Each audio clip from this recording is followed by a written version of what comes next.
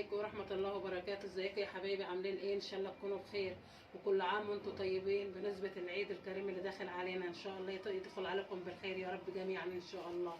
احنا هنعمل النهارده الكحك. دول 3 كيلو دقيق،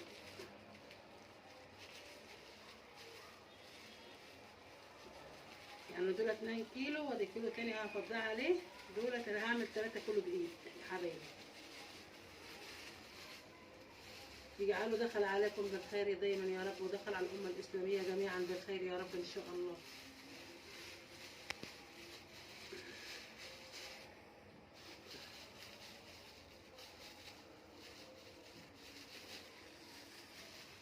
دول كده كلهم 3 كيلو دقيق، كيس كيلو كيس 2 كيلو.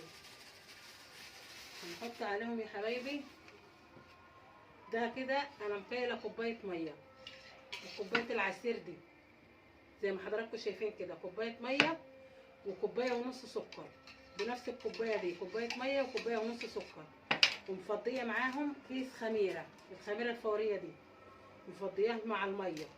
أدوب الأول، بنحط كيس واحد، خلاص بنحط كيس واحد خميرة فورية، وحاطة كوباية ونص سكر وكوباية مية بكوباية العصير ديت زي ما حضراتكم شايفين.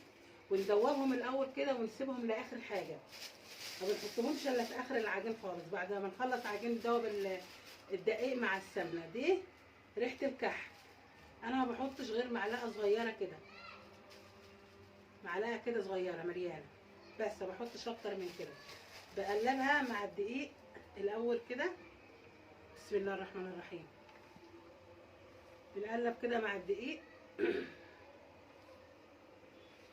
وبعد كده نيجي حاطين السمنة بتاعتنا. السمنة دي يا حبايبي كيلو سمنة، يعني ده كيلو ونص كيلو ونص زبدة. أنا مسيحة الزبدة الصفراء. لو أنت هتعمل بالسمنة اللحقاق بتحط كيلو سمنة وتحط عليه نص كيلو زبدة، بس ما بتحطش الزبدة عليه إلا بعد ما بتطفي على السمنة.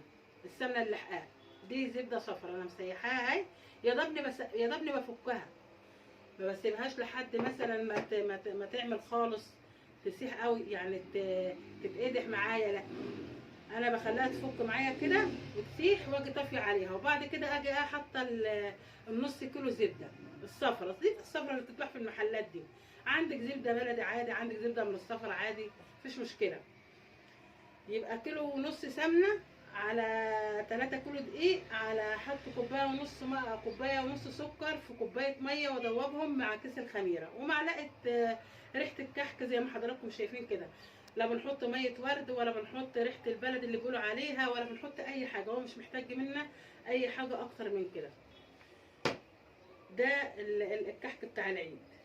نفضل كده يا حبايبي نقلب في الدقيق كده وندعك على ايدينا كده، ما نحطش الزبده كلها معانا مره واحده. نحط كده زي ما حطيت قدامكم كده الاول، وارجع ادعك على ايدي وارجع احط كده شويه شويه كده، يعني كل ماده احط حبه كده واقلب برده كده وادعك زي ما حضراتكم شايفيني كده. افضل ادعك كده على ايدي كده لحد ما احط الزبده بتاعتي كلها.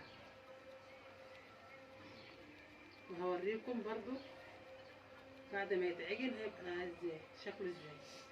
دي يا حبايبي نص كوبايه سمسم، يعني انا جبت التوم خدت نص بالظبط، نص كوبايه سمسم برده بحطها مع العجين وانا بقلب كده زي ما حضراتكم شايفين كده، بقلبه في بعضه كده واجي حاطه بقيه السمنه بتاعتي، وافضل برده ادعك على ايدي كده. ده هيدوكم الكحك اللي هو تيجي تاكلوه كده يدوب في بقك دول، ملوش حل، احسن من بتاع المحلات 1000 مره. لو عملتوه بنفس الطريقه ده هيعجبكم جدا جدا، ناعم وحلو، مش عايزه مش قادره اقول لكم على الحلاوه بتاعته. بصوا يا حبايبي، انا بعد ما عملت الدقيق بالسمنه وكده، ده الميه اللي انا دوبت فيها الخميره والسكر، ابدا اعجن بها كده كده. خلاص كده احنا مش هنحط حاجه تاني، حطينا الخميره وحطينا السكر والسمسم، ما بنحطش حاجه تاني اكتر من كده، والسمنه بتاعتنا زي ما حضراتكم كده شفتوا. كده بس ابدا اعجنه كده لحد ما هو كده اتلف بالسمنه كويس. وحطيت الميه اللي هي بالسكر كلها خلاص كده، مش ناقصه حاجه تاني زي ما حضراتكم شايفيني كده. يعني تبص كده تمسكي الحته كده ما شاء الله العجينه حلوه معايا زي ما حضراتكم شايفينها كده، مش محتاجيه اي حاجه كده. بس يا دوبنا بس نقعد نعمل بالكحكه بتاعتنا اللي احنا بنعمل بها الاشكال ديت وخلاص. انا كده بدهن الصينيه بتاعتي، بحط حبه زيت في طبق زي ما حضراتكم شايفيني كده، وبدهن الصينيه قبل ما احط فيها الكحك والفرشه بتاعتي كده. ادهن وابدا وادهن برضو القالب اللي انا بعمل بيه علشان العجينه ما تلزقش معايا. افضل من اول واحده لاخر واحده عمرها العجينه ما تلزق معايا. وابدا اعمل كده. ده بعمل كحك اللي هو بحشيه ملبن على حسب ما انتوا عايزين بقى. في ناس بتحشي مكسرات، في ناس تحط ملبن، في ناس تحط عجوه، على حسب ما الناس ما بتحب. احط كده واكمل معايا القالب بتاعي كده زي ما حضراتكم شايفيني كده، واجي كده لحد ما اساوي تبقى مستويه معايا بالشكل ده، وتطلع معايا زي ما حضراتكم شايفين كده، لا لازقه ولا حاجه. زي ما حضراتكم شايفيني كده من اول واحده لاخر واحده وانا بشتغل كده بالطريقه ديت، عمرها القالب ما يلزق معايا فيها عجينه ولا حاجه اهو. وابدا احشي كده واساوي زي ما حضراتكم شايفيني كده. وكده كملنا الصاج بتاعنا زي ما حضراتكم شايفين كده اهو. وابدا اسوي على طول وهوريكم بعد التسويه. حبايبي احنا سوينا الكحك اهو زي ما حضراتكم شايفين بالشكل الجميل ده. انا سويته في التوستر عندي ده. بصوا طالما الكحكه تبقى محمره من تحت ومن فوق كده بالشكل ده اعرفها انها استوت اهي، احمرت من فوق ومن تحت.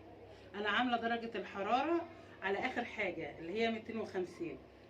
طبعا طالع مظبوط معايا وما شاء الله عليه. لو عملتوه بنفس الطريقه ده هيعجبكم جدا جدا، وتعملوه وتاكلوه بالف هنا وشفا. وكل عام وانتم طيبين، وتعود عليكم الايام وانتم بصحه وعافيه دايما. وما تنساش تفعلوا الجرس وتدوسوا لايك عشان يوصلكم كل جديد. والسلام عليكم ورحمه الله وبركاته.